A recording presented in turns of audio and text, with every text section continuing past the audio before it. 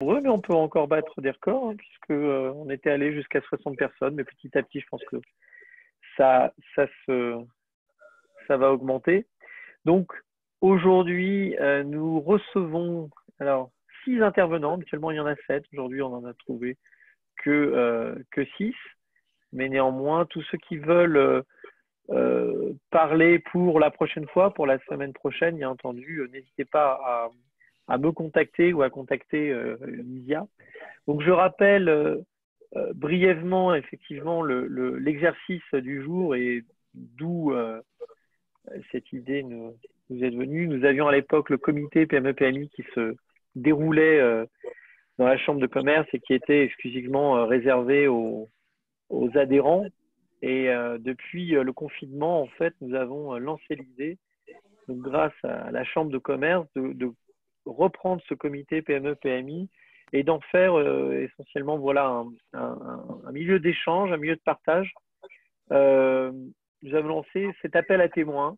Donc, vous êtes tous ici liés à la Russie. Vous êtes soit des PME, soit des PMI, soit, pourquoi pas, je crois qu'il y a des personnes des grands groupes aussi qui viennent et qui nous rejoignent pour apporter un petit peu d'informations, pour essayer de comprendre ce qui se passe, puis pour parler un petit peu de vos sociétés, nous expliquer surtout euh, quelles sont les conséquences que le Covid a porté à votre société. Alors, en espérant qu'elle soit pas que négative, qu'elle soit aussi positive. Vous avez pu en tirer, pourquoi pas, des leçons et à quoi ça vous a mené et à quoi ça vous mènera. Donc, pour l'instant, je crois qu'on vit tous sur une grande inconnue. En tout cas, cette, euh, cette, euh, cette plateforme aujourd'hui que nous prête la Chambre de commerce, j'espère, pourra nous apporter à chacun d'entre nous voilà, un certain nombre d'informations qui nous permettra de rebondir.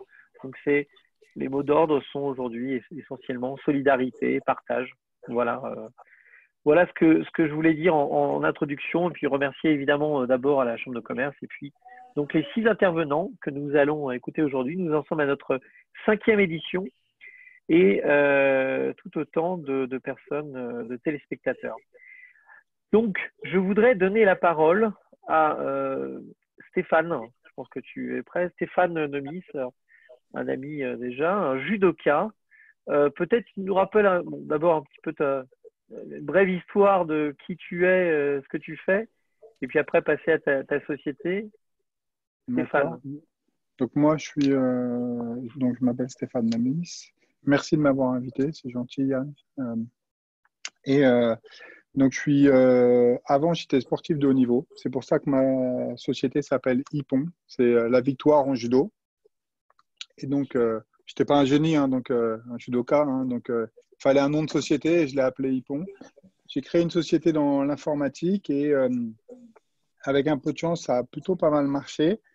Et aujourd'hui, j'ai un peu plus de 450 collaborateurs en France, aux États-Unis, en Australie, au Maroc, et ma dernière filiale, c'est en Russie. Et donc, je suis en Russie depuis un an, presque 2 ans maintenant. Et, euh, et donc, c'est un cabinet de conseil sur les nouvelles technologies. On développe des plateformes et des logiciels innovants pour nos clients. Et voilà. Ça te va comme description? Oui, oui, oui, très bien, très bien. Et deuxième question, donc suite au Covid-19, qu'est-ce que ça a changé dans auprès de ton entreprise, tes collaborateurs je crois que tu as inventé des choses très très intéressantes, là, on dit dans l'oreillette. On Déjà, non, non, mais déjà, moi, j'étais réticent au télétravail. Moi, pour moi, tu pouvais pas télétravailler. Je suis de la vieille école. Pour moi, c'était impossible. Je disais niet à tout le monde. Et aux ressources humaines, commerciaux, ingénieurs, je disais non à tout le monde. Et là, pendant 2 mois, j'étais tout seul dans mes 2000 mètres carrés de l'avenue de la Grande Armée à Paris et tout le monde en télétravail. Donc, tu vois, déjà, ça a apporté un bienfait incroyable pour moi parce que ça a marché. Et donc, on va pouvoir continuer à télétravailler.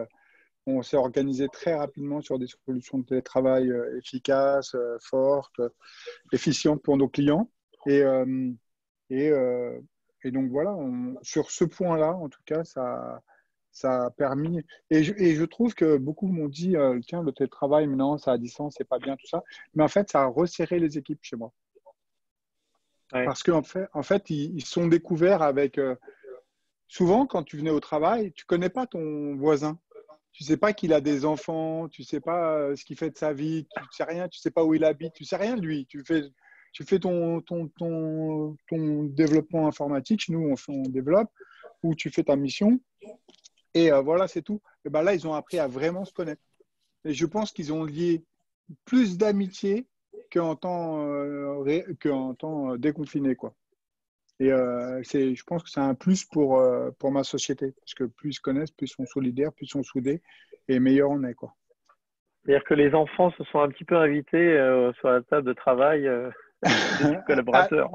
oui, oui, parce que tu sais que moi, je sponsorise beaucoup de sportifs de haut niveau. C'est mon ADN. Je viens du monde du sport. J'ai pas fait d'études et je pense que les sportifs ont des valeurs incroyables. Donc, tu, j'ai 7 sportifs de haut niveau qui devaient faire les Jeux Olympiques, qui font pas les Jeux Olympiques parce que ça a été décalé. Et donc, ils viennent 3 fois par jour dans mon entreprise, bah, en virtuel, hein, cette fois-ci. Mais ils proposent le matin, le midi et le soir des séances à tous les collaborateurs. Et la séance du midi, elle est dédiée aux enfants. D'ailleurs, elle est à 3 heures. Elle est dédiée aux enfants. Donc, c'est tous les enfants. Donc, tu te retrouves avec 40 ou 50 gamins qui, euh, qui font du sport ensemble. Et via Hippon. Voilà. Donc, c'était plutôt sympa, quoi. Ouais, sympa. Et qu'est-ce que, alors bon, est-ce qu'il y a eu des conséquences un petit peu négatives par rapport à ta société? Je veux dire, tu as perdu Ouais, alors au des début, clients. ouais, on a perdu tous les clients du retail, tu vois, les Auchan, les Galeries Lafayette, les Chanel, les choses comme ça. On a perdu les Airbus, Air France, les Swiss Airlines. On a perdu ceux qu'on fermé, les Safran, tous ceux qu'on fermé direct, tout. Bon, on les a perdus comme clients, mais ça a représenté que 25% de ma société, du chiffre d'affaires. Alors, ça fait des gros montants quand même, hein, puisque je fais un peu plus de. Cette année, je suis dans les 50 millions d'euros. Donc, ça fait tout de suite des gros montants. Mais d'un autre côté, on a, on a gagné plein de nouveaux clients.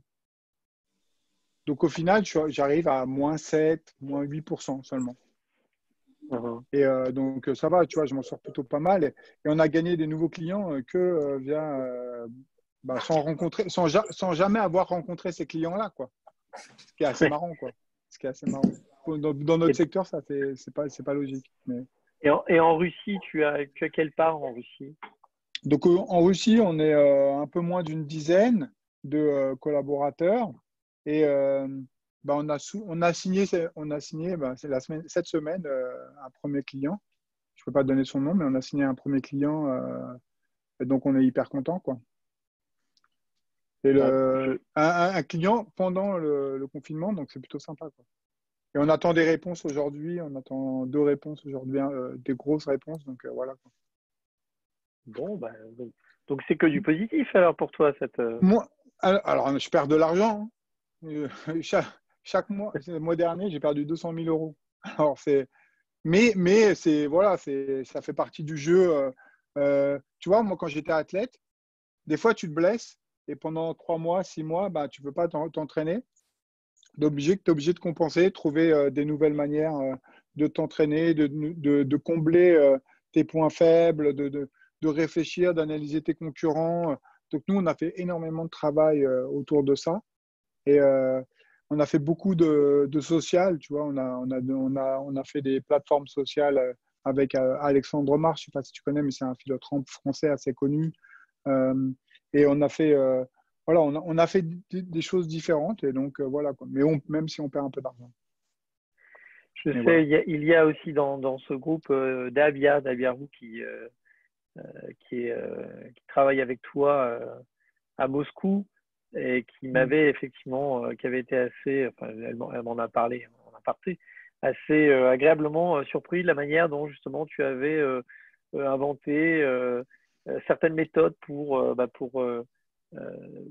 réunir un petit peu tes équipes. Est-ce que tu peux nous en dire plus? Est-ce que Bah, je ne sais pas de quelle méthode elle parlait, mais pour moi, c'est hyper important d'avoir des équipes. Je dirige ma société comme on dirige un club de sport, comme tu diriges tes équipes de foot.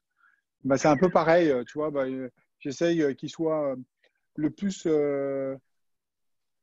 ensemble et le plus solidaire possible. Je me bats aujourd'hui pour que ma société elle a du sens et que les gens de la société ils donnent du sens à ce qu'ils font. Et tu vois, pour nous, ingénieurs, pour moi, j'ai une population de jeunes ingénieurs qui sont souvent issus de bonnes familles et qui ont eu les moyens de faire des belles études et tout ça. Et, ben, de les pousser à redonner et à d'aller avec une fondation en Afrique et tout ça, ou dans les quartiers. Là pendant ces problèmes-là du Covid, on a été dans les quartiers parisiens, qu'ils aillent dans les cités un peu malfamées pour distribuer des ordinateurs et du savoir. Ça a été quelque chose je pense, fantastique pour eux, quoi. Ils en sont ressortis grandis, ils ont donné du sens, tu vois. Ils ont l'habitude d'avoir un ordinateur, mais quand ils sont aperçus que au port de Paris, les gamins, ils travaillaient sur des téléphones 1 pour 4, là, ils ont été choqués, quoi. ouais. Et donc, ça leur a fait donner du sens et je pense que ça a permis de créer des vocations et d'autres relations. Voilà. Il y en a un qui a démissionné. Écoute bien, il y en a un qui a démissionné pour aller travailler dans une fondation. J'étais dégoûté. Il a donné le coup. C'est le travers, tu vois. Faut pas. Voilà. Et comme, tu sais, comme au Rugis, c'est difficile d'avoir des ingénieurs informatiques. Voilà, quoi. C'est un peu. Bon, c'est la vie, quoi. Ouais, ouais. Voilà. Bon, bah ça va, donc tu restes quand même très confiant et Ouais, alors je suis confiant. En France, on a eu un truc qui s'appelle le PGE qui a permis aux entreprises de récupérer des fonds de l'État français et des crédits à 0%. Tu avais le droit à entre 15 et 25% de ton chiffre d'affaires en crédit. Aux États-Unis, il fallait être résident américain pour avoir droit à ça, si tu étais une société étrangère. Moi, j'ai la chance parce que j'étais résident américain aussi. J'ai pu avoir le droit à ça. Et par contre, en Russie, j'ai eu le droit à rien du tout. En tout cas, il y mes a peu- salariés, et ma société, elle a eu le droit à rien du tout. et tu Et espères beaucoup sur le fait que Poutine soit un amoureux du judo, c'est ça? c'est la famille, le judo. Et, non, mais les Français, ils ont fait quand même, via la BPI, j'ai pu, j'ai commencé à couvrir l'argent que j'ai apporté, parce que pour l'instant, je suis en dette hein, je suis en perte d'argent sur la Russie, clairement. Et, mais je fonde de vrais espoirs. Mais tout l'apport d'argent que j'ai mis sur la Russie, eh ben, j'arrive à l'assurer un peu via la BPI maintenant. Bon. Et donc, c'est un nouveau process qu'ils ont mis en place là le mois dernier. Donc, voilà, quoi. C'est plutôt pas mal, quoi. Bon, très bien. Bah, écoute, merci pour ton témoignage, Stéphane. Bah Je te oui, propose de rester avec nous. Il y aura peut-être oui, oui, des j'écoute, questions j'écoute. qui arriveront sur le chat, puis on reviendra peut-être un petit peu après. Mais on a bien compris que tu Ok. devais partir à 15 heures. En tout cas, merci pour tout. Je souhaite passer la parole où il y a un joli chat derrière toi, Cécile, qui se balade. Je te propose de brancher ton micro, je voulais dire honneur aux femmes. Aujourd'hui, tu es la seule parmi nos intervenants. Donc Voilà, voilà, on devrait t'entendre là. Très voilà. Est-ce bien. que vous m'entendez? Bon, alors mon chat a Ça va, on disparu. t'entend. Oui. Le chat a disparu. On t'entend très bien. Cécile, bon, moi, je te connais bien, mais je te propose que tu te présentes par rapport aux autres, à ceux qui ne te connaîtraient pas. Il peut y en avoir beaucoup. L'aventure, est-ce que ça existe? Mais... Il y en a, peut-être. Oui, Nous mais t'écoutons. bah, écoutez, moi, en tout cas, je découvre plein de nouvelles têtes, donc je suis ravie de ces échanges. Je n'ai pas pu assister à tous, mais ceux auxquels j'ai assisté m'ont beaucoup inspiré. Je trouve que c'est une bonne idée d'avoir ouvert ces sessions à tous ceux qui ne sont pas membres de la Chambre de commerce, parce que ben moi, personnellement, je ne suis pas membre de la Chambre de commerce et je ne crois pas que je le deviendrai comme ça dans un futur proche. Mais je trouve que ça donne, j'aime bien déjà voir plein de têtes que je connais, en découvrir d'autres, et on a tous des domaines d'activité tellement différents que c'est toujours très inspirant de voir comment les gens approchent leurs problématiques, quel que soit le domaine dans lequel ils exercent. Donc moi, ça fait 25 ans à Moscou que je suis là, ou 25 ans que je suis là à Moscou, mariée à un Russe, je parle russe couramment, et j'ai 3 domaines d'activité qui sont tous un peu sinistrés. Puisque mon premier domaine d'activité, c'est l'organisation de voyages. Ma mission de vie, en fait, c'est de faire découvrir la France et tout l'art de vivre à la française à une clientèle russe qui est francophile et parfois francophone. Et donc, ma première activité, c'est d'organiser des voyages vers la France pour une clientèle russe haut de gamme, très haut de gamme ou upper middle class. Je fais ça depuis plus de 20 ans et j'ai vraiment un club de clients qui sont surtout des clientes qui m'aiment beaucoup. Ce sont des voyages que j'accompagne, que j'organise pour elles sans que j'y aille forcément, pour leur famille. Mais c'est vrai que ça m'a donné accès à toute une catégorie de dames très amoureuses de la France, de tout ce qui est français, de l'art de la table, de la gastronomie, de la culture française, de la région, de la province, voilà, des paysages, des musées, des expositions, enfin de tout ce qu'on peut vouloir faire dans notre pays qui est si beau et qui est tellement aimé ici en Russie. Donc, forcément, puisque les frontières sont fermées, que le consulat de France est fermé et que les avions sont indisponibles, pour l'instant, les voyages en France, c'est totalement reporté. C'est en pause, c'est-à-dire que ce sera reporté sûrement un petit peu plus tard, mais c'est voilà, c'est ouais, la plus grande difficulté qu'on a, c'est qu'on n'a aucune visibilité sur la date à laquelle ça va devenir possible. Et première chose, et deuxième chose, on n'a aucune. C'est très compliqué de comprendre. Est-ce que les gens vont vouloir voyager?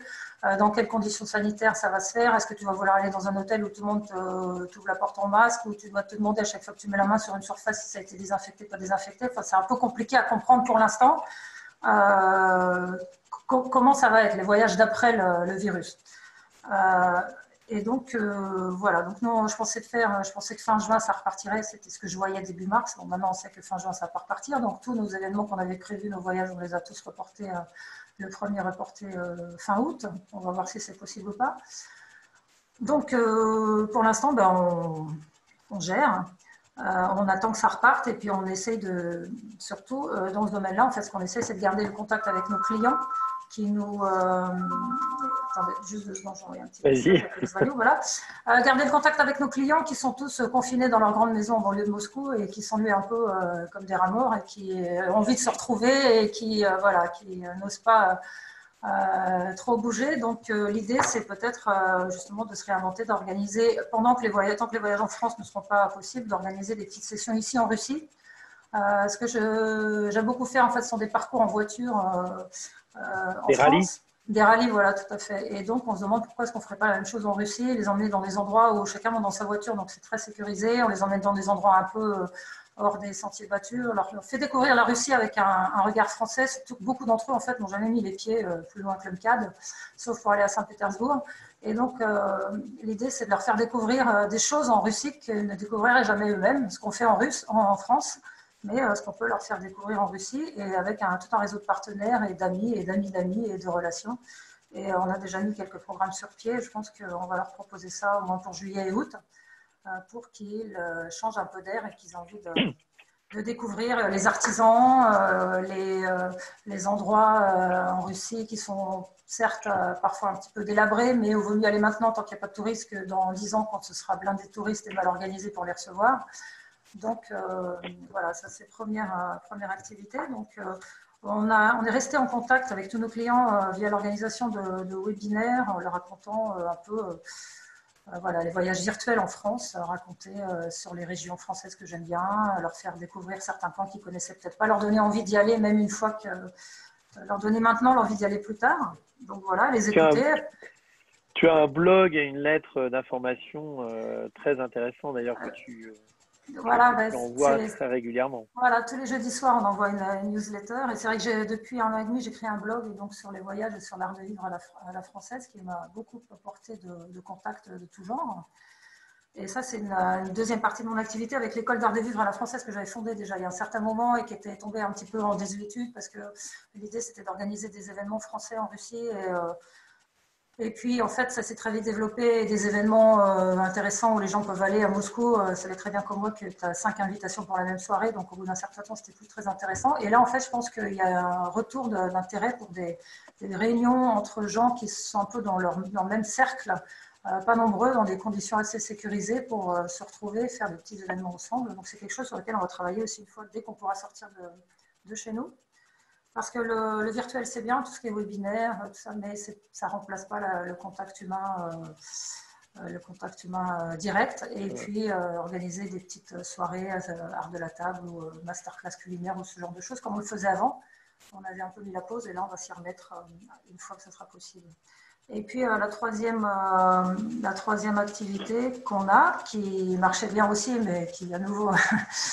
est un peu en question, c'est la promotion sur les réseaux sociaux, sur Internet, la création de landing page et la promotion auprès des agences de voyage russes, cette fois-ci, de partenaires français touristiques, hôtels, office de tourisme. Par exemple, on travaille avec l'office de tourisme de Chamonix. Tous les ans, on leur organisait leur campagne de promotion ici sur le marché russe, donc leur site en russe, leurs questions-réponses, leur chat WhatsApp. On les redirigeait vers les interlocuteurs à Chamonix, les clients russes qui étaient intéressés pour avoir des informations. On travaille avec différents hôtels à Évian, sur la Côte d'Azur, en Normandie. On travaille avec une chaîne d'hôtels indépendants, Relais Château principalement. Et donc, on fait leur promotion pour une clientèle russe. Mais comme personne n'a d'argent parce que tous les hôtels sont fermés et que les Français ne tablent pas trop sur le retour des clients russes avant au moins la fin de l'année, c'est pas la clientèle prioritaire. C'est-à-dire que cet été, ça va être les vacances chacun chez soi. Et dans la priorité des investissements pour faire sa promotion, c'est sûr que le marché russe, qui représentait peut-être maximum 5 ou 7% d'un hôtel avant la crise, maintenant, les budgets sont redirigés vers soit ils sont complètement bloqués parce que tout le monde s'est retrouvé avec son personnel au chômage technique. On parle de rouvrir les hôtels le 2 juin, mais rien n'est moins sûr. Donc, tout le monde serre les vis. Est-ce que les moscovites ont encore le droit d'aller à Sochi après le premier raté? Alors, tout le monde s'était barré là-bas. Oui, non, il n'y a plus de vol. Alors, on hésite encore. On parlait de reprendre les vols pour Sochi à partir du 1er juin, mais c'est pas sûr que la situation soit tout à fait sous contrôle. Et en fait, c'est pas sûr pour les sanatoriums russes et les hôtels qu'ils puissent reprendre totalement leurs activités. En plus, je ne sais pas si le gouvernement russe met des protocoles sanitaires aussi sévères que ceux qui sont faits dans les pays occidentaux, par exemple. Et est-ce qu'il y aura la confiance pour aller dans un hôtel? Est-ce que tu sais comment ça a été désinfecté, si le personnel est contaminé, pas contaminé? Enfin, c'est toute une chose. En France, ceux qui ont rouvert, les écoles et tout ça, se sont vus envoyer des petits manuels de 63 pages sur les mesures à prendre pour assurer la sécurité sanitaire des enfants, par exemple. On ne peut pas rouvrir un hôtel ou un restaurant sans être préparé. Il doit y avoir des protocoles qui sont mis en place. Et je ne sais pas, à l'heure actuelle, où en est le gouvernement russe et le ministère de la Santé pour ce genre de choses. Donc, nous, ce qu'on se propose de faire, c'est vraiment de faire découvrir la Russie en voiture au départ de Moscou, donc des voyages où ça n'implique pas de prendre ni l'avion ni le train, donc tu es quand même vraiment sécurisé, et te promener un petit peu dans les environs, 2, 3, 4, 5, 6 jours.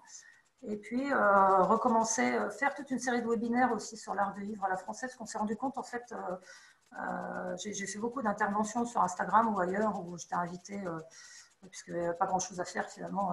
Donc, qu'il y a toute une audience russe qui va de l'Australie à l'État de Washington, en passant par toute la Russie, tous les pays où il y a des russophones, et ils sont très nombreux, qui manquent beaucoup d'informations, qui sont très avides d'informations et de divertissements un peu utiles sur tout ce qui est art de vivre à la française, art de recevoir, art de mettre la table, style, voilà, ce genre de choses. Donc ça, c'est quelque chose, cet auditoire-là qui voyagera sans doute jamais avec nous en France, peut le capter autrement en lui racontant des choses qui peuvent l'intéresser, qui peut l'inciter à mettre une petite touche de France dans son intérieur, qu'il soit à Irkoutsk, Nijnevartovsk ou Norilsk ou ailleurs en fait. Voilà. Très bien tout ça. Voilà, donc on cherche des pistes, ça nous a fait un peu remettre en question. On est une toute petite structure, donc quand j'écoute des collègues qui disent qu'ils ont 450 personnes et qu'ils gèrent, pendant très longtemps ça m'a beaucoup complexé. Je me suis dit que j'arrivais pas à avoir une grosse structure et que j'étais pas une femme d'affaires comme il fallait. Maintenant, j'en suis très heureuse. Je me rends compte que je suis une artiste et que finalement, mon petit format, ça me convient. Et que voilà, c'est pas ma vocation de gérer des grandes équipes. Je crois que je ne saurais pas le faire. Et ce que j'aime faire, je le fais avec des gens qui savent le faire avec moi, qui sont très motivés. Et voilà, ce qui n'empêche que j'aimerais trouver des revenus récurrents. Quand tu fais de l'événementiel ou du voyage, c'est très compliqué d'avoir des choses qui se répètent tous les mois. Mais voilà, j'ai compris pendant ce confinement un peu, ça m'a permis de réfléchir aussi sur ce que je voulais faire plus tard, ce que j'aimais pas, et continuer à faire des événements français ici avec certains collègues, je vois comme Thomas ou David, par exemple, chez lesquels j'ai emmené mes clients et qui étaient très contents, et faire découvrir toutes les initiatives des Français ici à Moscou, que je trouve fascinant. Stéphanie aussi, d'ailleurs, j'ai oublié de la citer. Voilà. Et de mettre en contact les gens, les Russes qui aiment la France et les Français qui se débrouillent ici dans leur coin, tout seul ou pas tout seul, pour faire rayonner l'art de vivre française. Voilà. Bon, bah écoute, très très bien en tout cas pour ces Russes amoureux de la France, de faire partager ton art. Si je peux rester aussi dans l'art non plus, l'art de vivre, peut-être que Thomas peut nous parler un petit peu de son art. Moi, est-ce que Thomas Keruel. Et oui, oui, oui, tu fais partie des intervenants, Thomas. Branche ton micro. D'accord. Bonjour. Quel est ton art, Thomas? Vous m'entendez? On t'entend très bien. Oui, d'accord. C'est juste que tu parlais d'art, alors je me suis dit, oula, c'est pas pour moi. Ben, mais non, mais c'est une forme d'art ce que tu proposes. Oui, d'accord. Ça, Oui, ça, tout à fait, tout à fait. ça reste, enfin, en tout cas, c'est une bonne valeur de la France aussi. Enfin, tu vas sûrement mieux en parler que moi. Mhm. Donc, qu'est-ce que tu fais, Thomas? Raconte-nous. Ouais, très bien. Bah, merci beaucoup de m'avoir proposé d'intervenir. Bonjour à tout le monde. Moi, j'ai fondé une société de distribution qui s'appelle LSM Vostok. Donc, on a fondé ça, enfin, j'ai fondé ça en 2017 et on s'occupe de distribution de deux marques de savon de Marseille, en Russie. Donc, c'est une savonnerie qui s'appelle la Savonnerie du Midi, qui d'ailleurs est passée sur France 2 au JT il y a une semaine à peu près, puisque le savon de Marseille marche très bien en France en ce moment. Donc, le but de notre société, c'est faire découvrir le patrimoine du savon de Marseille et tout ce qu'il y a autour. Donc, on a deux marques actuellement ici. On en a une qui est plus positionnée premium, voire luxe, qui s'appelle La Corvette. C'est une marque qu'on distribue dans des parfumeries comme Rive Gauche. On est aussi référencé chez Stockmann. Mais heureusement, on a eu un petit peu de référencement sur des marketplaces. Donc ça, j'y reviendrai plus tard. La deuxième marque, c'est une marque qui est plus mass market, qui s'appelle Maître Savon de Marseille. Donc là, c'est vraiment une marque pour la grande distribution, qui est distribuée en France et dans le monde, tout comme la Corvette, mais avec vraiment un accent sur grande distribution, voire pharmacie. Donc pour l'instant, on est 4 dans la société, donc il y a moi et 3 autres employés. Et on a eu un petit peu peur du virus au début, puisque bah, d'une part, ça voulait dire qu'il y avait, enfin, pour nous, c'était une fermeture de beaucoup de points de vente. Donc, on a eu 80% des points de vente qui ont été fermés, avec un petit peu des interrogations sur certains, parce qu'on ne sait pas si on pourra rouvrir. On a des magasins d'intérieur, par exemple, avec lesquels on travaille, pour lesquels ça ne se passe pas aussi bien que pour d'autres. Et puis ensuite, au fur et à mesure, on a vu des choses qui se passaient qui allaient plutôt dans le bon sens. Donc après un petit peu le choc de la fermeture des magasins, nous on a vu qu'au contraire, les gens se repliaient sur le web. Donc on est référencé sur des marketplaces comme Wildberries, Ozone, Berou. Alors on essaie d'en trouver d'autres maintenant qui peuvent bien marcher. Et on a vu notamment, notamment Wildberries, ça marche très très bien en période de coronavirus, c'est-à-dire que les gens sont vraiment repliés sur Internet. Nos partenaires, Oui. donc, ouais. Il faut dire aussi que le savon est quand même devenu beaucoup plus à la mode Alors oui, alors qu'avant. c'est très très bien pour nous parce que le savon, il faut vraiment savoir que c'est un antibactérien naturel. Donc nous, on propose des produits qui sont de très bonne qualité avec des huiles végétales, ce qui fait que c'est un savon qui ne sèche pas la peau. Donc quand on doit se laver les mains plusieurs dizaines de fois par jour pour certains, et qu'on connaît le savon, enfin, notamment qu'on produit, c'est vrai que ça crée un engouement supplémentaire pour les produits. Donc effectivement, on a vu qu'il y avait une bonne clientèle pour nos produits sur le web.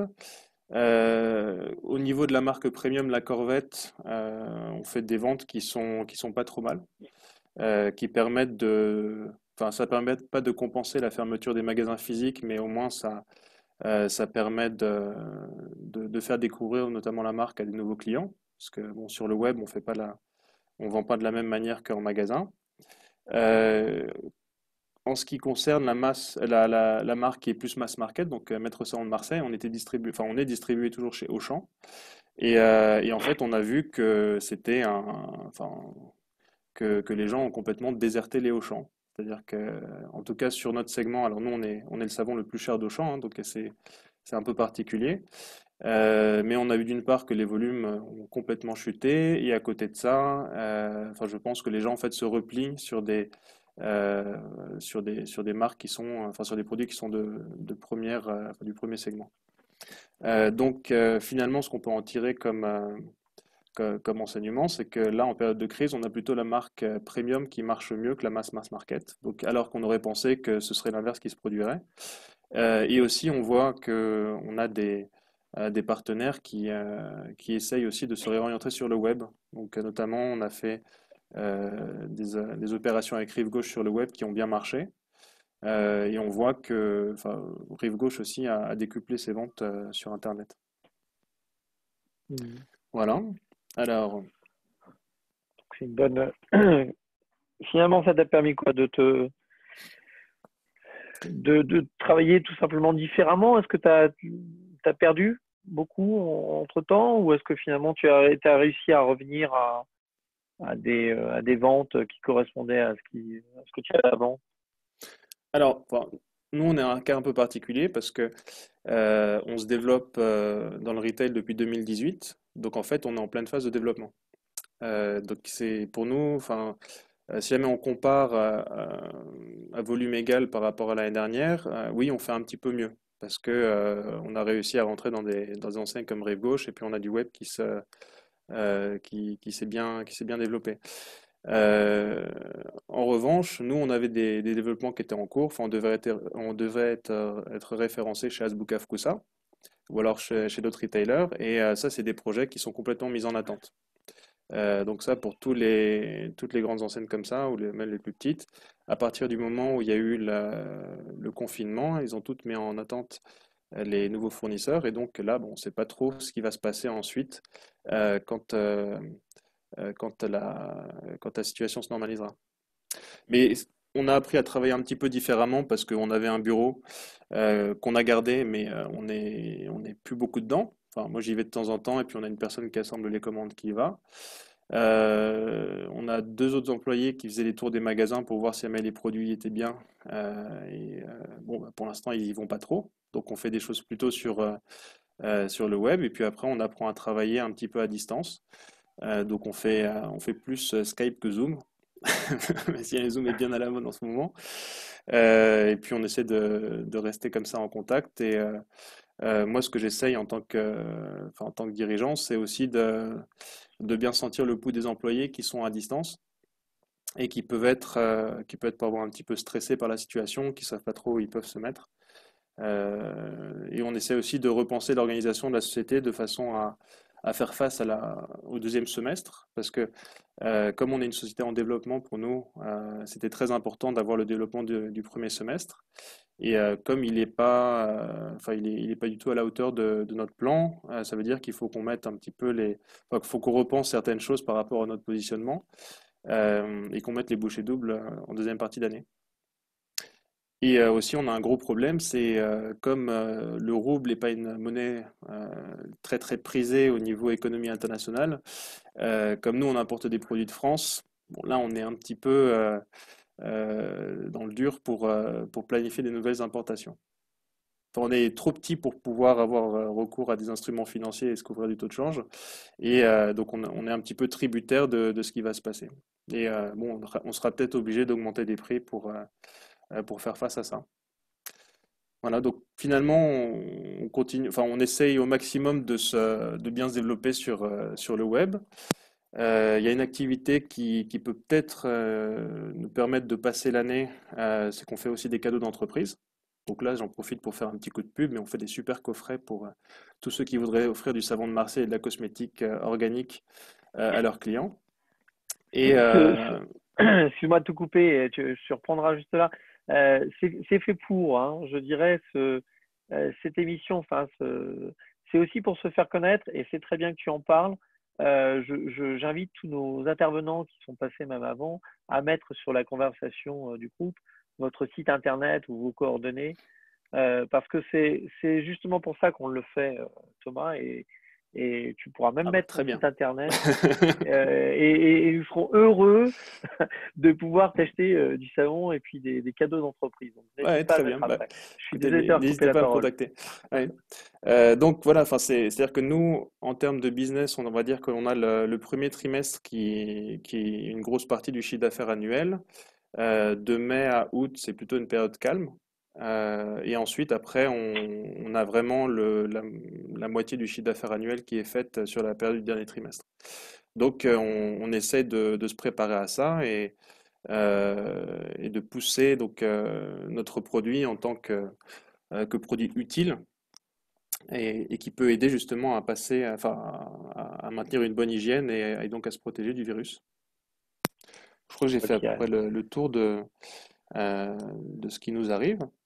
Mais oui, alors sur les aides aussi aux petits business, alors j'ai vu quelques trucs passer qui pouvaient nous intéresser, euh, enfin que je pensais nous intéresser, mais finalement à chaque fois ça s'est révélé pas possible.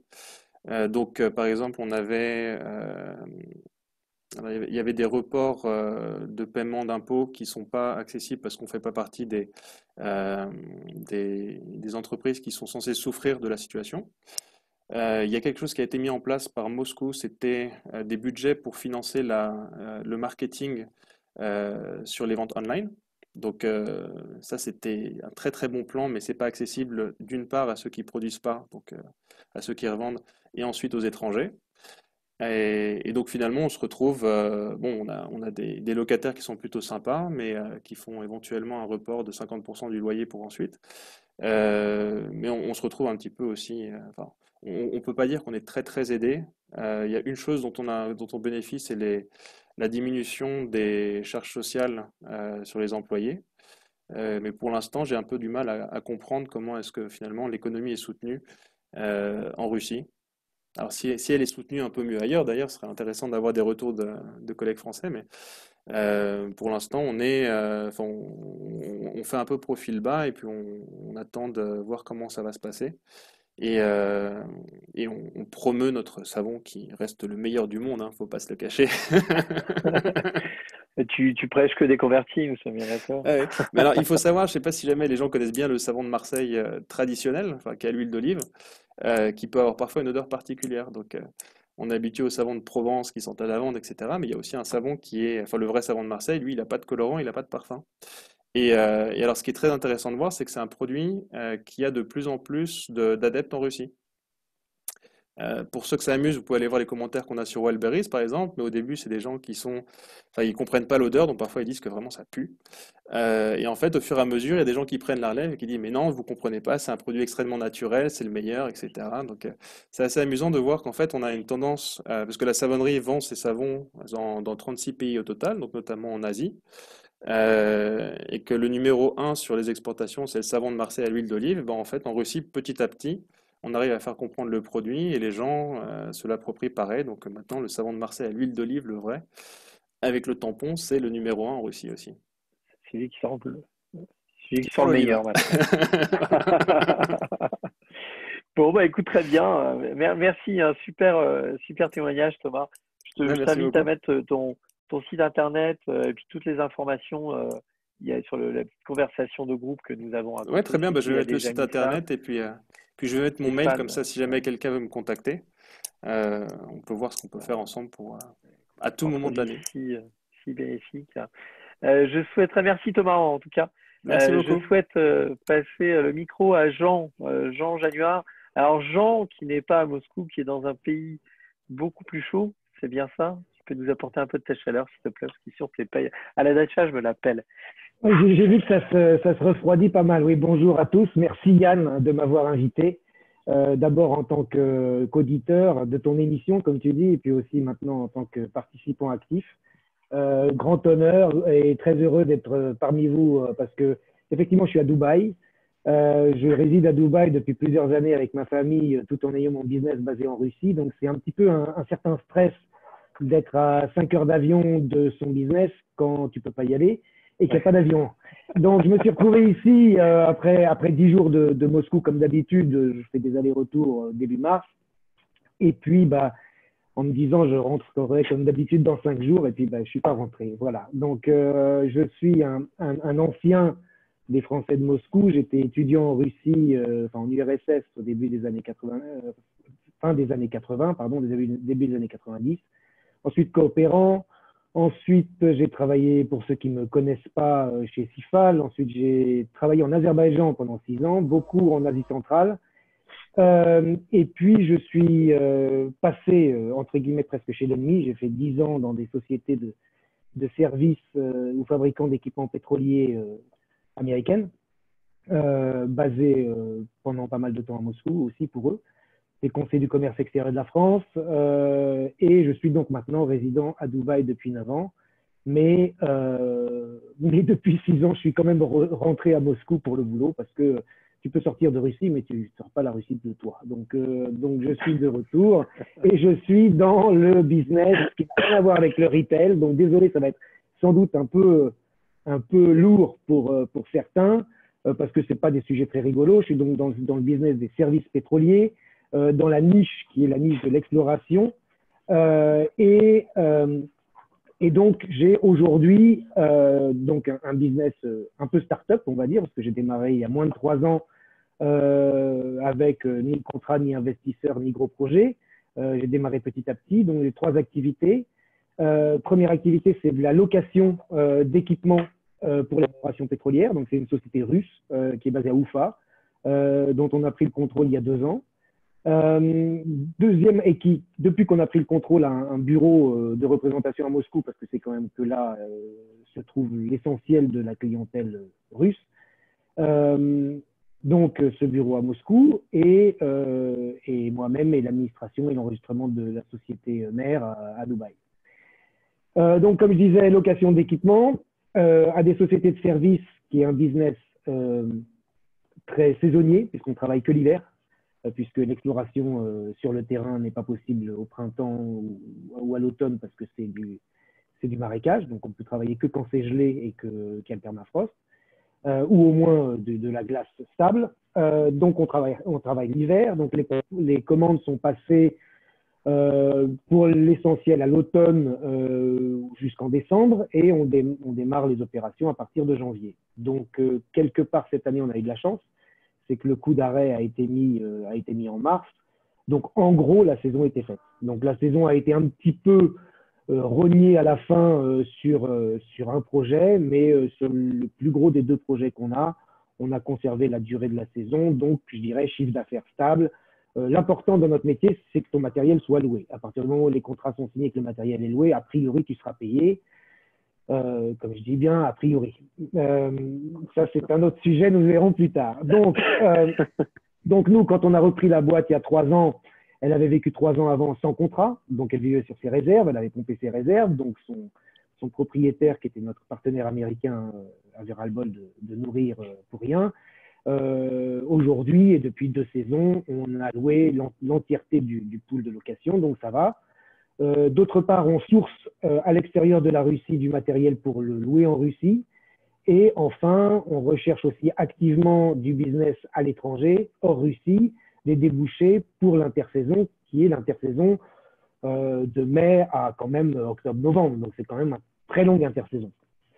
Ça, c'est le premier type de business qu'on a. Le deuxième type de business qu'on a, c'est de l'achat-vente d'équipements standards ou sur commande, ou même parfois d'intégration de différents équipements de différentes provenances, avec des ingénieurs au milieu pour mettre en place l'intégration, des équipements neufs ou occasion, Et donc, on intègre équipement et technologie. On a fait une très belle année 2018 dans cette voie-là, médiocre 2019 et 2020, zéro pointé, rien.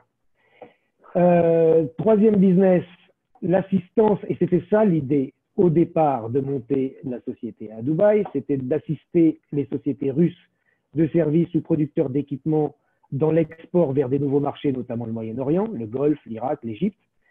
Et 3 ans après, ce business ne fait que démarrer, c'est très long. Mêmes grosses sociétés russes, jusqu'au Covid, étaient persuadés qu'en gros, ils faisaient le plein de commandes sur le marché intérieur et qu'ils n'avaient pas vraiment besoin de se diversifier géographiquement. Je pense que cette démarche va sans doute changer dans l'après-Covid. Mais enfin, pour l'instant, on n'en est pas là. Donc, comme je disais, dans notre première activité, qui est la seule qui, à ce jour, apportait de l'argent avant Covid, le chiffre d'affaires, on l'a maintenu. Les paiements sont toujours difficiles en début d'année en raison des échéanciers de facturation des sociétés de services vis-à-vis des grands pétroliers du genre Rosneft ou Lukoil, qui ont toujours des délais de paiement à 90 voire 120 jours. Donc, tu factures janvier, tu factures fin janvier, tu rajoutes 3 mois, déjà tu vas être payé fin avril. Donc, entre-temps, tu n'es pas payé. Donc, janvier-février, c'est traditionnellement très mauvais. Là, cette année, tu as combien d'employés? Excuse-moi, Jean, tu as à peu près combien d'employés?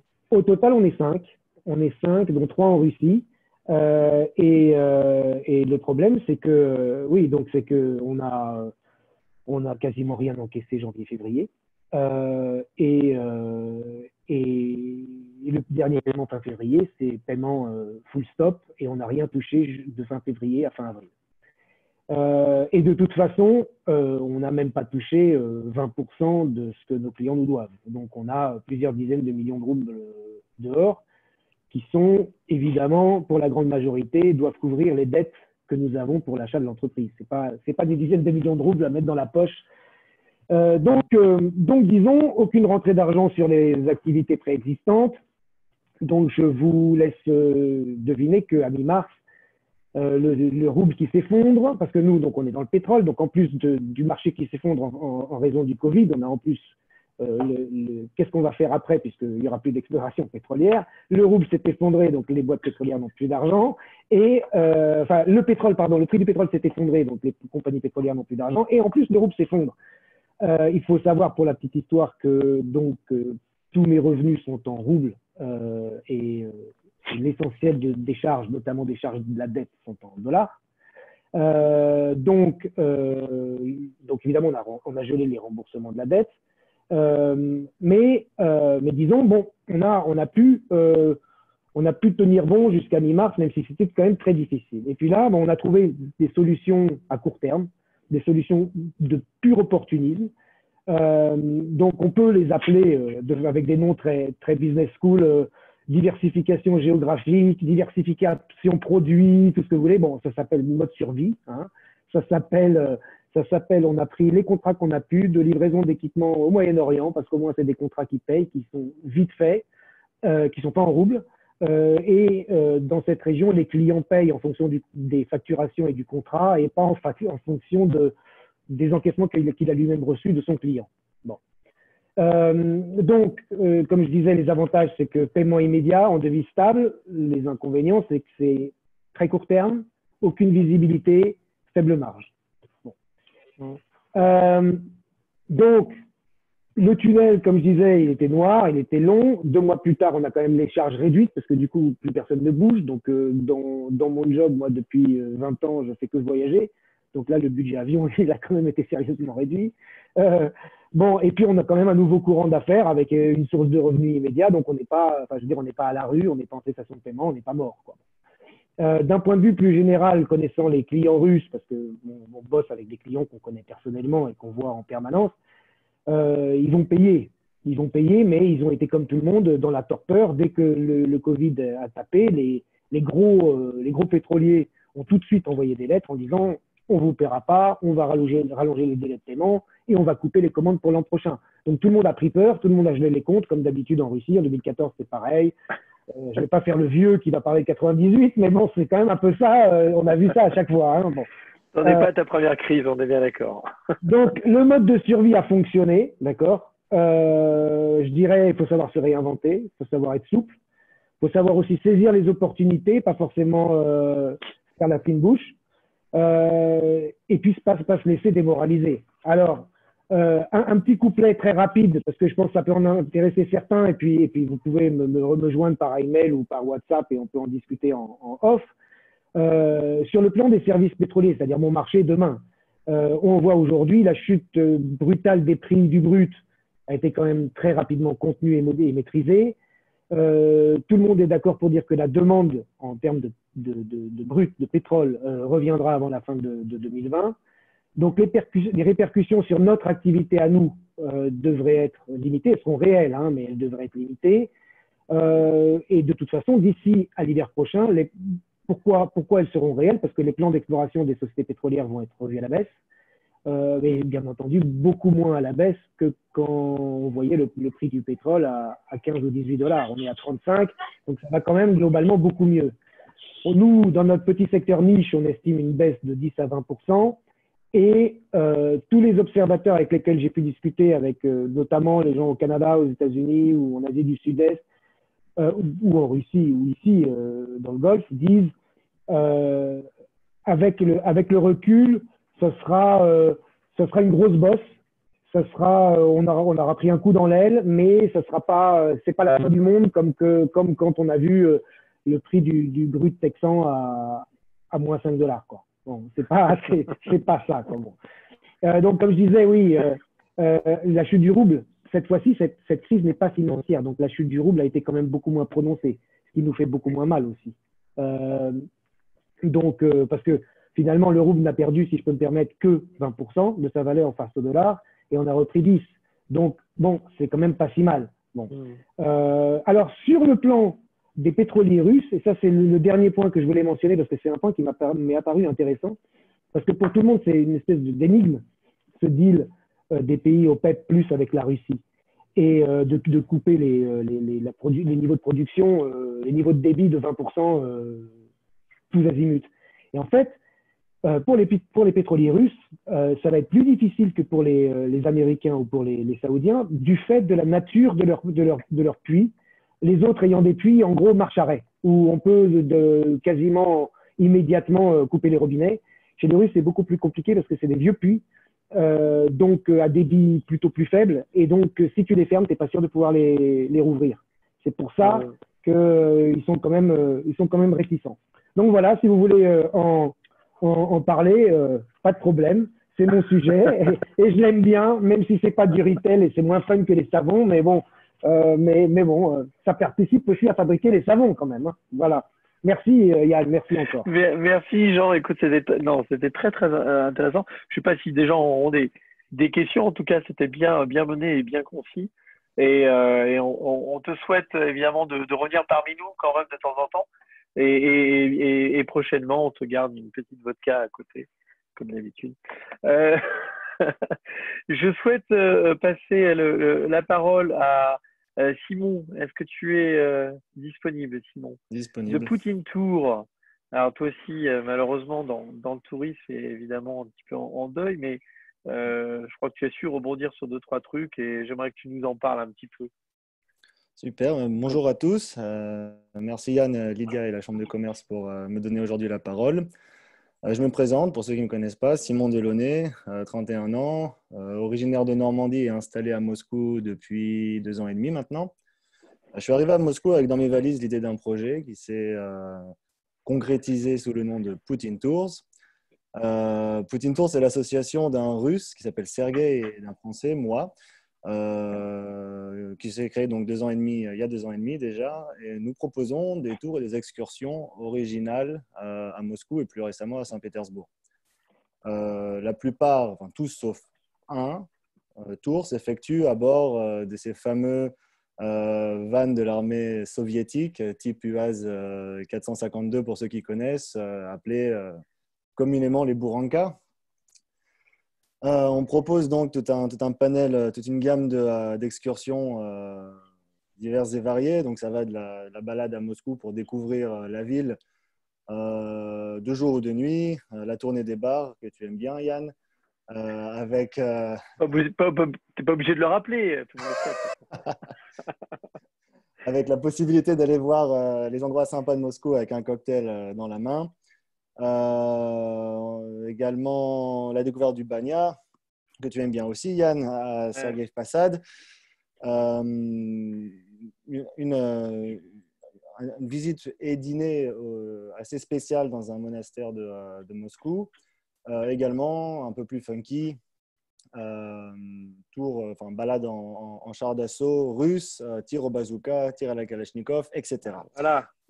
Je me disais quand est-ce que tu allais enfin en parler.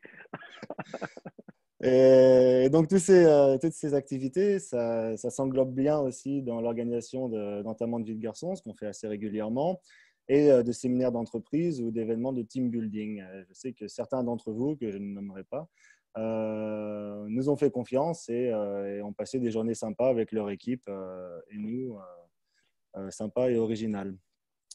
Nous, 20 personnes, c'était terrible, c'était top. 20 personnes venues de France pour la première fois qui découvraient la Russie, c'était magnifique. Merci Stéphane, merci beaucoup.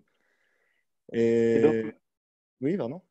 Aujourd'hui, alors, bon, évidemment. Aujourd'hui, donc Poutine Tours, aujourd'hui, c'est la 3e année de notre petit business. La première, c'est essentiellement de la construction. On travaille jour et nuit pour essayer d'arriver à quelque chose. La 2e année, commence à se passer quelque chose. On commence à voir la lumière au bout du tunnel. On commence à avoir certains retours.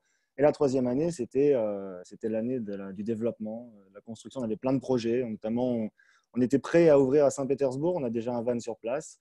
On est à quelques semaines de l'ouvrir au moment où le Covid est arrivé, malheureusement. On comptait agrandir notre équipe. Heureusement qu'on ne l'a pas fait finalement. Et on venait juste d'acquérir un nouveau van, un 4e van, qui n'est pas si nouveau que ça, puisque c'est une antiquité. C'est un van de collection qu'on a retapé. On était assez contents dans l'attente de pouvoir le tester. Malheureusement, le coronavirus est arrivé. Il nous a stoppé net, puisque à partir du moment où les frontières ont été fermées, nos carnets de commandes qui étaient relativement complets pour le début de l'année et la période estivale se sont vidés du jour au lendemain. Donc, on s'est retrouvé à l'espace d'une semaine à avoir un futur très motivant à rien. Donc, on n'a pas pour autant stressé. On a relativement minimisé le problème à l'époque. On s'est dit, bon, les frontières vont réouvrir, ça va reprendre comme avant. En même temps, je pense qu'on était assez assidus de reprendre, de pouvoir bénéficier de vacances un peu forcées. Donc, on s'est mis en mode vacances pendant quelques temps. Mais rapidement, les jours passaient et rapidement, on s'est rendu compte que ça n'allait pas tout à fait se passer comme ça. On s'est rendu compte que la période estivale, qui représente quand même 75% de notre chiffre d'affaires, tombait à l'eau obligatoirement, au minimum. Donc, ça allait être une année tout à fait noire. À titre personnel, je pense que si on peut retravailler plus ou moins normalement dans à peu près un an, on aura déjà de la chance. Donc tout ça, ça nous réveille et assez rapidement, ça nous remet en mouvement parce que l'attente, ça va bien un temps, mais ce n'est pas comme ça qu'on va faire progresser notre entreprise pendant cette crise et surtout pendant l'année à venir. Donc, on commence à se mettre en mouvement et la première chose qu'on fait, c'est assez simple, on refait notre site. Voilà, on se dit, on a du temps, autant en profiter pour refaire les choses bien et pouvoir nous présenter mieux. Donc, on a refait un site qui n'est pas tout à fait terminé, mais qui est déjà en ligne, poudintour.com, que je mettrai en ligne sur le chat tout à l'heure. Je vous invite à le visiter et à me faire retour si vous le souhaitez. Bien entendu, toujours bienvenue. Avec plaisir. Je crois que tu as aussi lancé une petite initiative très sympathique. C'était de pouvoir prêter tes vannes à la communauté française, c'est ça? Exactement, voilà. Quelle était l'idée? C'était mon second point. Après le site, on commence à réfléchir à des solutions à court terme. À court terme, parce qu'on a une équipe.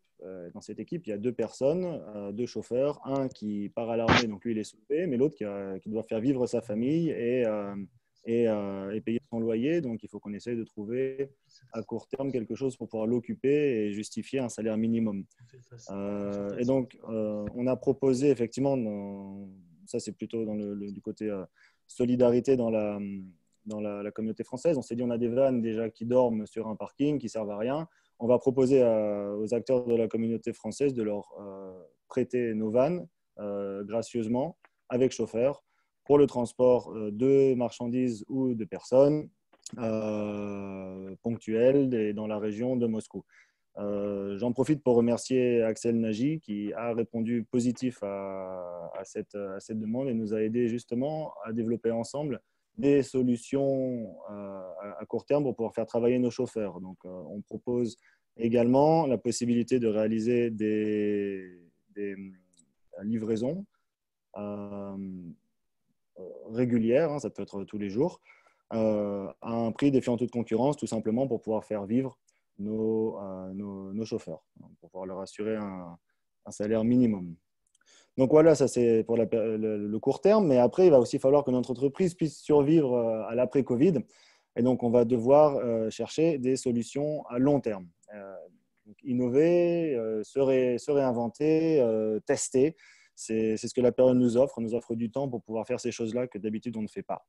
Donc, on va essayer on va tenter là, à partir de juin de développer des nouveaux marchés, de développer des nouveaux produits qui éventuellement vont se transformer en des opportunités intéressantes, puisque si on arrive à trouver des nouveaux secteurs qui fonctionnent, ça sera des cordes qu'on pourrait rajouter à notre arc pour une fois que la crise sera terminée et éventuellement sortir de cette crise plus fort qu'on y est rentré.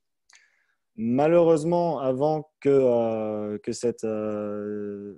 ces projets commencent à être profitable, hein, à rapporter quelque chose. Il va se passer quelques temps, une période de no man's land un peu, et pour ça, on compte sur la solidarité effectivement de la communauté.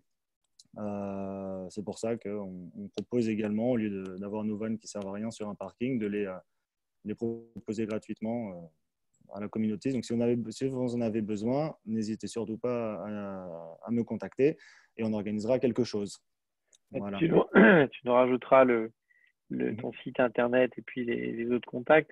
Je voulais aussi rappeler le fait que tu fais partie aussi du RAID et que le RAID aujourd'hui vient de lancer un projet très intéressant, le MSE. Je crois que le site internet vient d'être lancé. Tu peux nous en toucher 2-3 mots? Exactement. On parle de solidarité, donc c'est le moment d'en parler aussi. J'enlève ma casquette Putting Tours et je mets celle du RAID que tu portes aussi. Oui. Voilà. Et donc pour vous parler d'un projet qu'on est en train de mettre en place avec le RAID, la Chambre de commerce notamment, en association avec la Chambre de commerce, avec l'ambassade, avec le consulat, avec les conseillers consulaires et la plupart des associations françaises présentes à Moscou, qui vise à mettre en relation les grands groupes français présents à Moscou avec les PME et les TPE présentes à Moscou. Donc, l'idée, c'est d'organiser des rendez-vous courts, hein, sur une idée de speed dating, donc 15 minutes, entre des dirigeants de grands groupes et des dirigeants de PME, pour essayer de trouver ensemble des solutions pour vivre passer cette crise et se développer dans l'après-crise, essayer de répondre aux besoins mutuels qu'on a, aux problèmes mutuels qu'on a et essayer de voir l'avenir d'un point de vue solidaire. Le MSE, je ne sais pas si je l'ai dit, c'est Marathon Solidarité Entreprise. Hein, au passage, le site est effectivement en ligne, mse.red-moscou.com. Les inscriptions sont ouvertes, donc je vous invite à vous y rendre. Et si vous souhaitez faire partie de cet événement, de nous contacter directement à partir du site. Voilà, donc c'est un événement qui aura lieu courant juin. Je pense que c'est quelque chose qui est très intéressant pour les deux, puisqu'on parle souvent de se réinventer après la crise du Covid. On parle souvent d'innovation et je pense que de l'innovation, il y en a beaucoup dans les entreprises françaises à Moscou, notamment dans les PME. Et ça sera bénéfique autant pour les grands groupes que pour les PME de pouvoir discuter ensemble et de voir comment est-ce qu'on peut ensemble innover et sortir plus fort de cette crise du Covid. Donc venez nombreux pour cet événement. Belle initiative en tout cas, effectivement, et puis qui en plus est parrainée maintenant par la majorité des associations et autres et autres, enfin, voilà, associations françaises. Donc, marque le site internet. Je pense que ça intéressera beaucoup de monde, surtout de tous ceux qui sont aujourd'hui téléspectateurs. Tu en mettras sur les autres sites.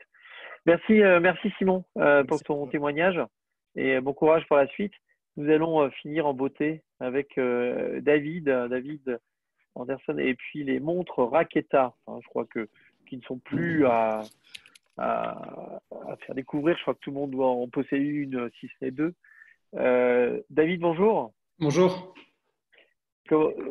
Tu nous parles peut-être un petit peu de Raketa. Il y en a peut-être qui ne connaissent pas les montres Raketa. Alors, Raketa est une marque de montres soviétique qui a été créée en 1961 en l'honneur du vol de Gagarine dans l'espace. Et c'est une entreprise une manufacture de montres qui, dans les années soviétiques, à la grande époque, avait plus de 7000 horlogers spécialistes qui produisaient plus de 5 millions de montres mécaniques par an. Donc, c'était vraiment très, très, très, très grand. Et quand j'ai découvert pour la première fois cette manufacture il y a 10 ans environ, il ne restait plus qu'une vingtaine de vieux horlogers qui travaillaient dans des conditions vraiment vétustes, qui assemblaient avec des gants, avec des courants d'air dans la salle d'assemblage et dans les ateliers. Et malgré tout, je suis tombé amoureux de ce projet et je me suis dit, on peut faire quelque chose avec ça.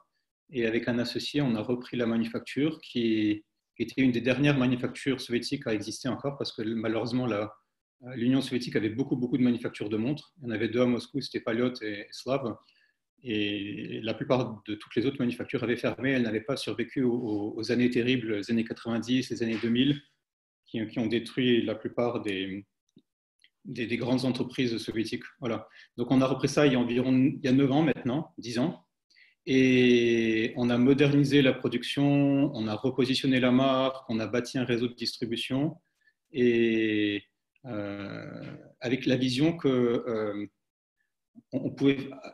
il y avait une histoire incroyable, il y avait un outil de production fantastique, c'était vraiment un projet authentique et on s'est dit on peut vraiment faire un truc et c'est quand même pas normal qu'un pays comme la Russie avec une telle culture, une telle histoire n'ait pas de marque premium ou de luxe. Et la plupart des marques de luxe ou premium européennes sont toutes basées sur un savoir-faire, des valeurs, des traditions. Et tout ça existait chez Raketa. Et on s'est dit, sur la base de ça, on peut faire vraiment quelque chose. Et c'est sur la base de cette vision un peu naïve qu'on s'est lancé dans le projet. Quand je dis naïve, c'est qu'on s'est rendu compte à quel point c'est compliqué de faire des montres mécaniques. Yann, tu parles, mais je ne t'entends pas. Je parlais à mes enfants qui faisaient trop de bruit et aux chiens qui aboyaient. Excuse-moi, je crois que le micro avait été coupé. Ok. Si on s'était rendu compte que c'était aussi compliqué de produire des montres mécaniques et de relancer une marque russe, peut-être qu'on ne se serait jamais lancé dans ce projet, mais c'est un projet qui en tous les cas est magnifique parce que tous les jours, toute l'équipe de Raketa est consciente que c'est un projet qui a énormément de sens, c'est un beau projet. On vend un produit qui est porteur de valeur, qui doit créer des émotions.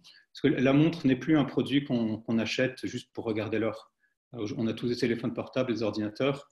C'est un bel objet d'art qui est porteur de valeur, d'une histoire et qui doit procurer beaucoup d'émotions aux clients. Donc, chacune de nos montres, en tout cas, on essaye, a une histoire intéressante à raconter, que ce soit la montre des cosmonautes qu'on a faite avec le cosmonaute le plus connu au monde, Sergei Krikalev, ou alors une montre de sous-marinier qu'on est en train de produire avec un morceau de sous-marin de classe Akula, qui a été lancé en 89, ou alors une montre dans un style avant-gardiste que vous voyez derrière moi. Enfin, toutes nos montres sont authentiquement russes, elles sont faites en Russie, elles ont une histoire russe à raconter. Voilà. Et donc évidemment, on est touché de plein fouet par la crise parce que la majorité de notre chiffre d'affaires provenait de nos magasins. On a nos magasins propres qui ont été obligés de fermer. Notre manufacture a été obligée de fermer aussi. On a une centaine de spécialistes qui travaillent à la manufacture. Donc évidemment, comme disaient les autres intervenants, on n'a pas eu beaucoup d'aide de l'État. On a une aide dont les autres n'ont peut-être pas bénéficié, mais dont nous on a bénéficié, c'est parce qu'on a encore beaucoup de spécialistes qui sont relativement âgés. C'est toutes les personnes de plus de 65 ans n'ont plus le droit du tout de travailler et 100% de leur salaire sont remboursés par l'État. Donc, on a bénéficié de ça. On a encore peut-être 15% de nos salariés spécialistes à la manufacture qui ont plus de 65 ans. Parce qu'on les garde, parce qu'ils sont porteurs d'un savoir-faire extraordinaire. Et on est encore dans le processus où on est en train de transmettre ce savoir-faire aux jeunes générations. Donc, on les garde pour le plus longtemps possible. Donc voilà, donc c'est des gens qui aujourd'hui… Toute l'histoire de Raketa et tout le savoir-faire, c'est ça. Oui, donc c'est des gens qui ne peuvent pas travailler aujourd'hui, mais 100% de leur salaire sont remboursés. Bon, l'État nous aide en réduisant les charges sociales, qui étaient de 30%, maintenant elles sont de 15%. Et on a réussi à obtenir l'autorisation de faire revenir à la manufacture 30 spécialistes, en gros 30% de nos spécialistes, mais à la condition qu'on mette en place à les manufactures des règles très strictes de sécurité, comme ils portent tous des masques, on doit leur mettre à disposition des masques, des gants, des gels liquides pour se laver les mains. Ils n'ont pas le droit de travailler à moins de 1,5 mètre les uns des autres. On doit leur mesurer la température tous les matins et en fin de journée. Voilà. Et en ce qui concerne notre studio créatif qui est à Moscou, donc tout le marketing, tout le design est à Moscou.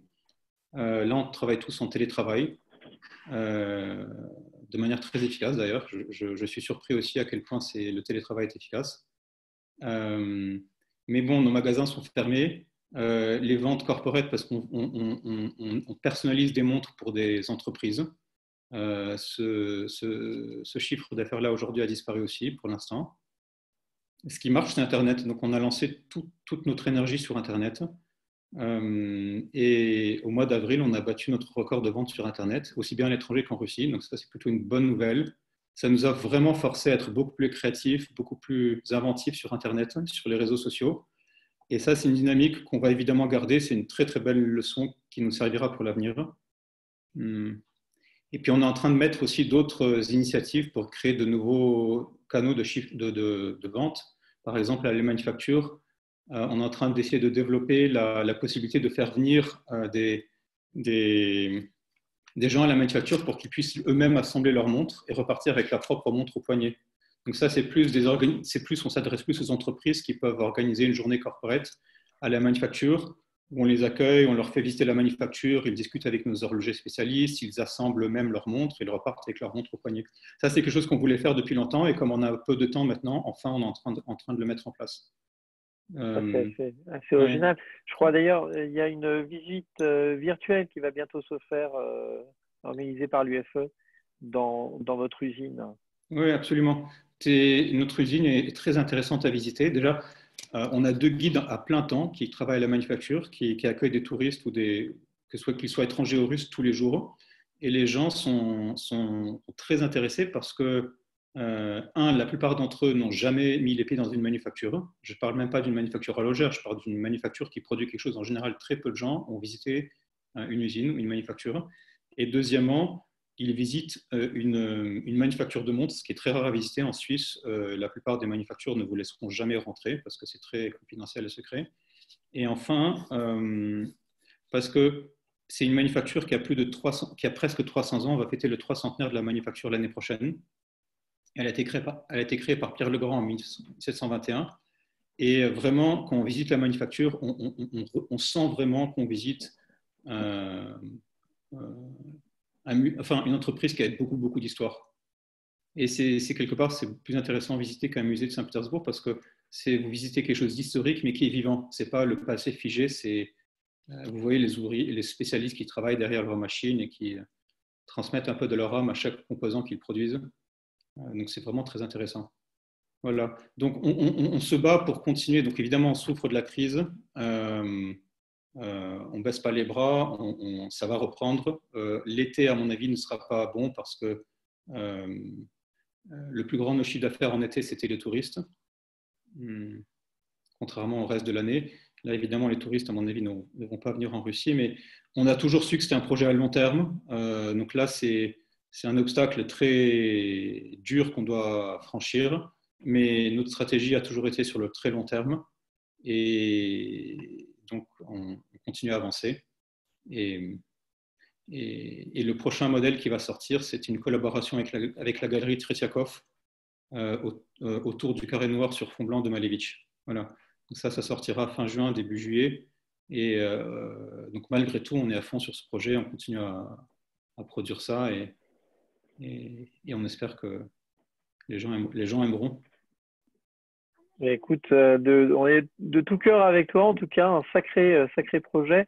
Je sais que c'est aussi la grande horloge qui est au Deskimir, non, qui a été faite justement par Raketa, non? Oui, absolument. Le Deskimir a toujours une horloge dans l'atrium. Et je ne sais pas pourquoi ils ont décidé de ne plus garder l'horloge soviétique qu'ils avaient. Donc d'un côté, c'est triste, de l'autre côté, c'était bien pour nous parce qu'on a gagné le tender qu'ils ont organisé de manière complètement légale, je dois le préciser. Et dans les spécifications du Deskimir, qui s'appelle plus d'ailleurs Deskimir, ça s'appelle CDM maintenant. Ils ont dit noir sur blanc, on veut que ce soit la plus grande horloge mécanique du monde. C'est écrit noir sur blanc. Donc, et ils ne voulaient pas non plus de cadran. Donc, ils voulaient qu'on ne voit que le mouvement mécanique. Donc, on leur a dessiné. Donc, nos constructeurs et la manufacture ont dessiné le plus grand mécanisme du monde, à notre connaissance. Donc, c'est un mécanisme qui fait 13 mètres de haut, qui fait 7 mètres de large, avec une des roues qui fait 4 mètres de diamètre. Donc, c'est énorme. Donc, on l'a dessiné, on l'a développé à la manufacture, mais on s'est adressé à une autre entreprise pour produire ces roues, parce qu'évidemment, nous, on est spécialistes dans la production de micro-composants. On ne sait pas produire des roues de 4 mètres de diamètre. Donc, on a sous-traité la production de ces roues, mais effectivement, c'était alors peut-être d'ici, entre-temps, il y a un mouvement qui est plus grand que ça, mais autrement, c'est vraiment un très, très, très grand mouvement mécanique. J'invite évidemment tout le monde à aller. Alors, je ne savais même pas que ça avait été renommé, mais en tout cas, aller à l'ancien Deskimir de manière à voir cette magnifique horloge. C'est assez impressionnant, j'avoue. Très bien. Entre-temps, Xavier Giraudet a marqué effectivement un certain nombre d'informations pour tous ceux qui veulent participer à la fois à la visite virtuelle de la manufacture et puis. Oui, alors Xavier Giraudet, pour ceux qui ne le connaissent pas, c'est un très bon ami d'abord et c'est surtout un très grand spécialiste horloger qui est français, qui a travaillé pour toutes les grandes marques suisses que vous connaissez et qui travaille avec nous à la manufacture Raketa depuis maintenant 3 ans. Donc on l'a persuadé de venir habiter à Piteľov et donc il travaille maintenant à l'assemblage et il nous aide énormément dans beaucoup de domaines. Voilà. Bon. Très bien. Bah, écoutez, merci à nouveau à tous nos intervenants. Ce fut encore une fois passionnant. Nous avons même Lydia qui a enfin fini son coup de fil avec l'ambassadeur, qui nous réserve des grandes surprises, je crois, Lydia, demain, c'est ça? Il n'y a pas de surprise, il y a juste beaucoup d'informations utiles et intéressantes, on l'espère. Demain, non seulement l'ambassadeur, mais aussi le ministère de l'économie de France nous rejoindra, ainsi que BPI France. J'ai mis un petit lien ici dans le chat, n'hésitez pas à vous inscrire. Ce sera certainement intéressant et on l'espère aussi être utile pour nos membres et pour la communauté française ici à Moscou. Donc pareil, vous pourrez poser des questions dans le chat, converser directement avec l'ambassadeur et Bercy. Et je vois que notre comité, juste peut-être un petit rappel sur nos nouveautés informatiques qu'on en a beaucoup en ce moment. On a donc ce groupe Facebook animé par Yann, moi-même et mes collègues de la Chambre. On va y publier, comme ici pendant les sessions, des informations sur vos activités, les activités des PME. Il faudra juste voir, veiller à ce que ce soit intéressant et utile, encore une fois. Donc, pas de publicité directe, plutôt voilà, partage de projets. Et n'hésitez pas à écrire à Yann ou à moi-même pour proposer voilà, des projets et des publications. Et donc, notre chaîne YouTube sur laquelle sera publiée notamment cette belle session qui est en train d'être enregistrée. Vous voyez un petit signe qui clignote. en haut Et à gauche. Ouais. le petit chat WhatsApp, quand on l'a créé, on s'attendait à un petit peu plus de spam, mais non, pour l'instant, ça reste assez tranquille. L'idée, c'est d'échanger, mais de manière vraiment ponctuelle sur voilà, des rappels, des liens de connexion en session, peut-être des questions si vous en avez en dehors de Facebook et des sessions. Mais s'il y a beaucoup de spam, on va juste l'utiliser comme rappel pour les sessions. Et Yann, Ça sera la en de prochaine date, bienveillance. pour la prochaine date, est-ce qu'on maintient ce rythme qui devient un rituel, mais qui est assez difficile à tenir, ce rythme hebdomadaire, ou on fera une petite pause? Qu'est-ce qu'en dit le président?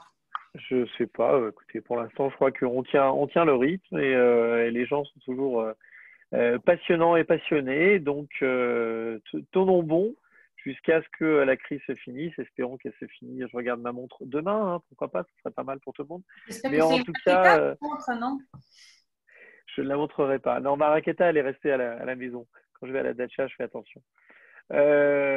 Écoutez, à la semaine prochaine, continuons sur ça.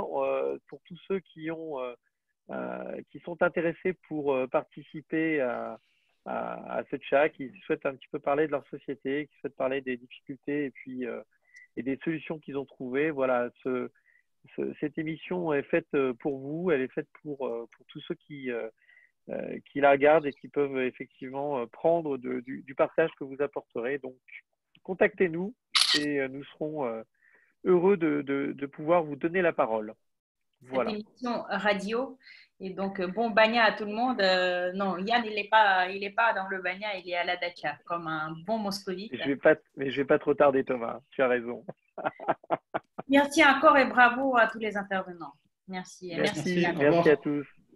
Bon après-midi. Allez, bonne semaine à tous. Au revoir. Au revoir.